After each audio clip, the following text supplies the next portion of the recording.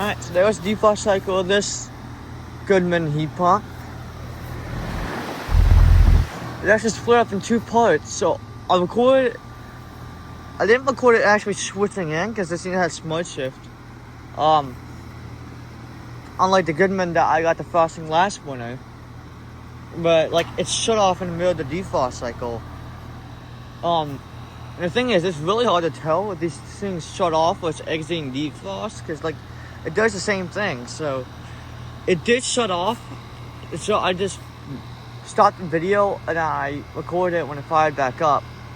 So yeah, and there's the rest of the cycle. Goodman. There's a rotary compressor. You can see it's already starting to freeze up again.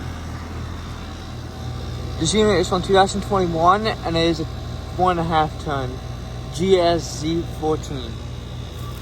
It's already nice and hot. So yeah, there's a defrost cycle of the 2021 Goodman heat pump. And that one over there has a bad board. You can see how frozen that thing is. So yeah, alright. Thank you all for watching and I'll see you all in the next one.